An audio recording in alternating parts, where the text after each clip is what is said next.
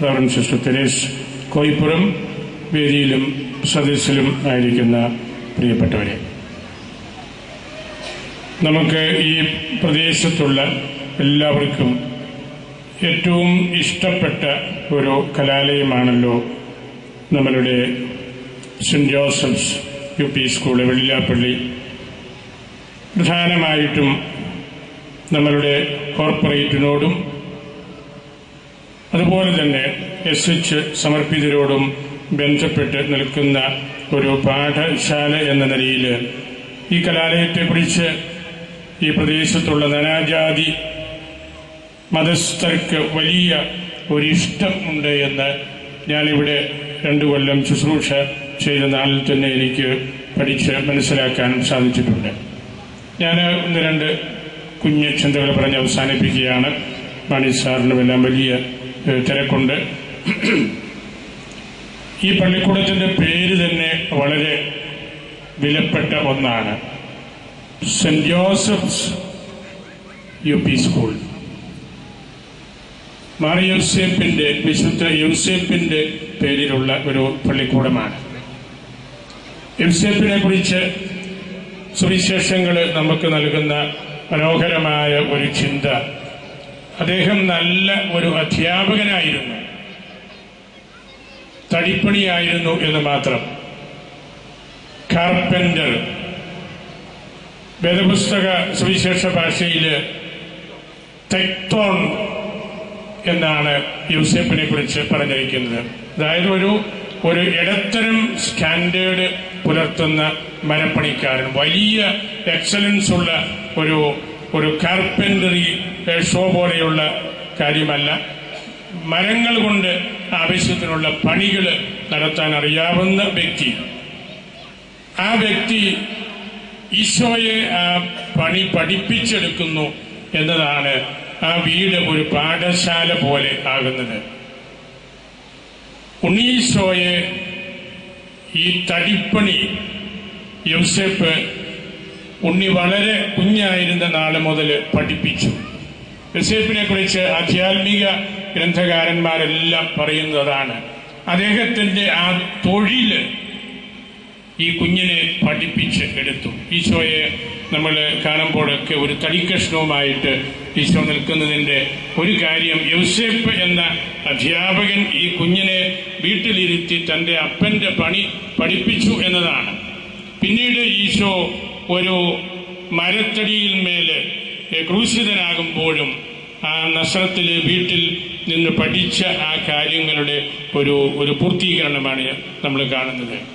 അതുകൊണ്ട് saint Joseph എന്നുള്ള ആ പേര് വലിയൊരു പ്രബോധകന്റെ തനിക്കുള്ള കഴിവ് മറ്റുള്ളവരിലേക്ക് ട്രാൻസ്മിറ്റ് ചെയ്യുന്ന ആ ഒരു അർത്ഥത്തിലാണ് ജോസഫിന്റെ പ്രത്യേകത. പ്രത്യേകിച്ച് ഉണ്ണിമിശുഹായെ ഒരു തടിയോടുകൂടെ അല്ലെങ്കിൽ ഒരു മരപ്പണിയുടെ പശ്ചാത്തലത്തിൽ എപ്പോഴും നമ്മൾ കാണുന്നത്. ഈ സ്കൂളിന്റെ വലിയ ശതാബ്ദി നമ്മൾ ആഘോഷിക്കുമ്പോഴും നമ്മളുടെ മനസ്സിലുള്ള ചിന്ത ഇത് തന്നെയാണ്. ഇതിലെ കടന്നുപോയ അധ്യാപകര് അവരുടെ ആ ഒരു വലിയ അറിവിന്റെ ഭണ്ഡാരം കുട്ടികളുടെ മുൻപിൽ തുറന്ന് കൊടുത്ത് അവരെ പഠിപ്പിച്ച് ഒരുക്കിയതിന്റെ വലിയൊരു ചരിത്രം. തീർച്ചയായിട്ടും ഈ സ്കൂളിന് അഭിമാനിക്കാനുള്ള വകയുണ്ട്. അധ്യാപകര് അവരുടെ ആ സ്കില്ല് കുട്ടികളിലേക്ക് പകർന്ന് കൊടുത്തതിന്റെ ശതാബ്ദിയാണ്. ഏതെങ്കിലും ഒരു പാഠപുസ്തകം നമ്മൾ ഏതാനും വർഷങ്ങൾ പഠിപ്പിച്ചു എന്നുള്ളതല്ല, അതിനൊക്കെ അപ്പുറത്തേക്ക് നിൽക്കുന്ന വലിയൊരു ആത്മീയ തേജസ് ഉള്ള സ്ഥലമാണിത്. പ്രത്യേകിച്ച് SH സേക്രഡ് ഹാർട്ട് സമർപ്പിതരുടെ നിരന്തരമായ ഒരു വിജിലൻസ് ഉള്ള സ്ഥലമാകൊണ്ട് എനിക്ക് എപ്പോഴും ഈ സ്കൂളിനോട് തോന്നിയിട്ടുള്ള ഒരു ഇഷ്ടം, ഒരു ആത്മീയ സാക്ഷരത നല്ലതുപോലെ ഇവിടെ നിലനിൽക്കുന്നുണ്ട്. ബൗദ്ധികമായിട്ടുള്ള സാക്ഷരത, ഇവിടെ കിട്ടുന്ന റാങ്കുകള്, അതിനൊക്കെ അപ്പുറത്ത് വലിയൊരു ആത്മീയ സാക്ഷരതയ്ക്ക് ഈ കലാലയം ജന്മം കൊടുത്തിട്ടുണ്ട്. ബഹുമാനപ്പെട്ട മാനേജരച്ഛന്, ഞാറക്കുന്നേലച്ഛന് ആ മുഖവാക്യങ്ങളിൽ അത് സൂചിപ്പിക്കുകയുണ്ടായി. ഈ സ്കൂള് ഒരുപാട് അവാർഡുകളും റാങ്ക് നിലവാരത്തിലുള്ള നേട്ടങ്ങളുമൊക്കെ എടുത്തിട്ടുണ്ട്. അതിൻ്റെ എല്ലാം അടിത്തറയിൽ ഇവിടുത്തെ സമർപ്പിതരും മറ്റ് അധ്യാപകരും ഒക്കെ കുട്ടികൾക്ക് കൊടുക്കുന്ന ആധ്യാത്മികമായിട്ടുള്ള സാക്ഷരത കൂടിയാണ് എന്ന് നമ്മൾ തിരിച്ചറിയണം. മൈക്കലാഞ്ചലോ ഒരിക്കലും വലിയ ഇറ്റാലിയൻ സ്കൾപ്റ്റർ, കൊത്തുപണിക്കാരനാണല്ലോ. അദ്ദേഹത്തെ കുറിച്ച് പറയുന്നത്, ഇറ്റലിയിൽ കൂടെ നടന്നു പോകുന്ന ഒരു അവസരത്തിൽ വലിയൊരു പാറക്കെട്ട് കണ്ടപ്പോൾ അവിടെ പോയി അദ്ദേഹം തല കുമ്പിട്ട് കൈകൂപ്പി പ്രാർത്ഥിച്ചു. അപ്പോൾ കൂട്ടത്തിലുള്ള ആളുകളൊക്കെ പറഞ്ഞു, കലാകാരന്മാർക്ക് സഹജമായ എന്തോ അസുഖം ഈ മൈക്കൽ ഏഞ്ചലിനുമുണ്ട്. പിന്നീട് അദ്ദേഹം ആ പാറ വെട്ടി അതിൽ നിന്ന് ലോകം മുഴുവനും കീർത്തി കേട്ട ഒരു മാലാഖായുടെ ഒരു കൊത്തുരൂപം വെട്ടിയെടുത്ത് റോമിൽ ചെല്ലുമ്പോൾ ഏറ്റവും വലിയ ആകർഷണം അതാണ്. ഒരു പാറയിൽ നിന്ന് അദ്ദേഹം എന്ന പാറയുടെ മുമ്പിൽ തല കുനിച്ച് നിന്നത് അതിനുള്ളിലുള്ള ഈ കാര്യത്തെ കണ്ടുകൊണ്ടാണ്. ഇവിടുത്തെ അധ്യാപകര് ഓരോ കുട്ടിയെ കാണുമ്പോഴും ആ ഒരു പാറക്കഷ്ണം അല്ലെങ്കിൽ നല്ല സംസ്കൃത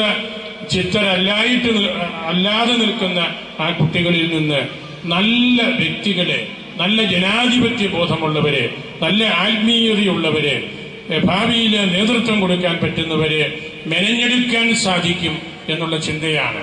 ഈ കുട്ടികളെ കാണുമ്പോഴാണ് അധ്യാപകർ നല്ലതുപോലെ പഠിക്കുന്നത്. ഈ കുട്ടികളെ എങ്ങനെ നമുക്ക് ഈ സമൂഹത്തിന്റെ, ഈ സമുദായത്തിന്റെ നല്ല വ്യക്തികളാക്കി മാറ്റിയെടുക്കാം, ആ ചിന്തയാണ് ഒരധ്യാപകനെ ഭരിക്കേണ്ടത്. അതില്ലാതെ നമ്മൾ പാഠപുസ്തകങ്ങൾ മാത്രം പഠിപ്പിച്ചു പോകുമ്പോൾ, അബ്ദുൽ കലാം സാറിന്റെ ഭാഷയിൽ പറഞ്ഞാൽ, നമ്മൾ ഇന്റലക്ച്വൽ ക്രിമിനൽസിനെ സൃഷ്ടിക്കുകയാണ്. അതായത് ബുദ്ധിപരമായ കഴിവുണ്ട്, പക്ഷെ അവര് ക്രിമിനൽസായി തീരുകയാണ്, ഭീകരപ്രവർത്തകരായിട്ട് തീരുകയാണ്. ഒരു വലിയ ഒരു ചിന്തയാണ് ഈ കലാലയത്തിന്റെ ശതാബ്ദി ആഘോഷിക്കുമ്പോൾ ഇതിലെ കടന്നുപോയ അധ്യാപകരെയും കുട്ടികളെയും കുറിച്ച് നമ്മളുടെ മനസ്സിൽ നിറഞ്ഞു നിൽക്കുന്നത്. ഇന്നത്തെ ഒരു ക്ലാസ് എന്ന് പറയുന്നത് ലോകം മുഴുവനും ഒരു ക്ലാസ് റൂമിലേക്ക് കൊണ്ടുവരികയാണ്. നമ്മളുടെ ഇവിടുത്തെ കാര്യങ്ങൾ മാത്രമല്ല നമ്മൾ പഠിക്കുന്നത്. നമ്മളുടെ സിലബസ് വളരെ നല്ലതാണ്. ഞങ്ങളൊക്കെ കുട്ടികളായിരുന്നപ്പോഴും നമ്മൾ 6ഉം 7ഉം ക്ലാസ്സുകളിൽ ലോകമഹായുദ്ധങ്ങളുടെ ചരിത്രം, ലോക സാംസ്കാരികതയുടെ ചരിത്രം ഇതെല്ലാം പഠിച്ച് നമുക്ക് നല്ല അറിവുണ്ട്. നമ്മൾ പുറം രാജ്യത്ത് യൂറോപ്പിൽ ചെല്ലുമ്പോൾ അവിടുത്തെ കുട്ടികളെക്കാൾ യൂറോപ്പിന്റെ ചരിത്രം അറിയാവുന്ന ഇന്ത്യക്കാരായിട്ടാണ് നമ്മളവിടെ നിൽക്കുന്നത്. അവിടുത്തെ കുട്ടികൾക്ക് ആ രാജ്യത്തിന്റെ ചരിത്രം ചിലപ്പോൾ അത്രയും അറിയാൻ പാടില്ലാത്ത വിധത്തിൽ അവർ കുറെ കൂടെ പ്രൊഫഷണൽ ഓറിയന്റഡ് ആയിട്ടുള്ള പഠനങ്ങളാണ്. നമുക്കതുകൊണ്ട് ഇതുപോലുള്ള കലാലയത്തില് ലോകത്തെ മുഴുവനും നമ്മൾ ഒരു ക്ലാസ് മുറിയിലേക്ക് കൊണ്ടുവരുന്ന തരത്തിലുള്ള വലിയ പഠനങ്ങൾ നടക്കുന്ന ഒരു സ്ഥലമാണ്. ഞാൻ അവതരിപ്പിക്കുന്നില്ല. ഈ അവസരത്തിൽ നമ്മളുടെ ഈ സ്കൂളിന് ഇപ്പോൾ നേതൃത്വം കൊടുക്കുന്ന പ്രിയങ്കരനായ മാഷ്ട്രിയും സഹപ്രവർത്തകരായ അധ്യാപകരെയും ഞാൻ പ്രത്യേകമായിട്ട് ഓർക്കുന്നു. അവരുടെ വലിയൊരു കാര്യക്ഷമതയും താല്പര്യവും എല്ലാം ഈ ദിവസങ്ങളിലെ ഇവിടുത്തെ സമ്മേളനത്തിന്റെ പിന്നിലുണ്ട്. നല്ല ഒരു നേതൃത്വം കൊടുക്കുവാനായിട്ട് ഇപ്പോഴത്തെ മാസ്റ്റർക്കും ടീമിനും സാധിക്കുന്നുണ്ട്. അവരുടെയൊക്കെ കാര്യങ്ങൾ നേരിട്ട് നോക്കുന്ന ബഹുമാനപ്പെട്ട ചന്ദ്രൻ കുന്നേലച്ചന് ഇവിടെ സ്റ്റേജിലുണ്ട് എന്ന് നിങ്ങൾക്ക് എല്ലാവർക്കും അറിയാം.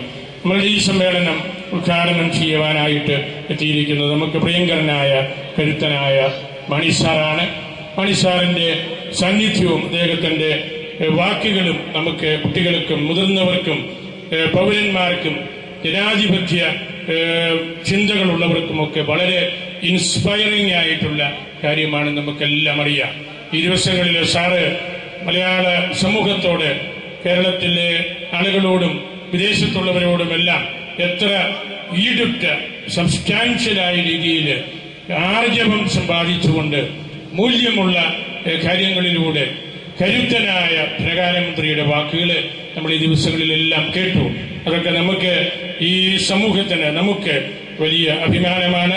അതുപോലെ തന്നെ നമ്മുടെ സ്റ്റേജിൽ നമുക്ക് പ്രിയങ്കരനായ MM ജേക്കബ് സാറ്, അദ്ദേഹത്തിന്റെ സാന്നിധ്യം രാമപുരത്തിന്റെ എല്ലാ സാമൂഹിക സാംസ്കാരിക മേഖലകളിലുമുണ്ട് എന്ന് നമുക്കറിയാം. പ്രൊവിൻഷ്യലും ഈ മറ്റെല്ലാവരും സ്റ്റേറ്റിലുണ്ട്. ഞാൻ സമയപരിമിതി മൂലം ഞാൻ അവസാനിപ്പിക്കുകയാണ്. ഈ സ്കൂളിന്റെ ശതാബ്ദി ആഘോഷം ഇത്ര പ്രൗഢ ഗംഭീരമായ രീതിയിൽ ഒരുക്കാൻ സാധിച്ചതിൽ നിങ്ങൾക്ക് എല്ലാവർക്കും ഞാൻ അനുമോദനങ്ങൾ അർപ്പിക്കുന്നു. നമ്മളുടെ പാട്ടപ്പെട്ട കുഞ്ഞച്ചനോട് നമുക്ക് മാധ്യസ്ഥം പ്രാർത്ഥിക്കാം. കർത്താവ് നമ്മെ എല്ലാവരെയും അനുഗ്രഹിക്കട്ടെ.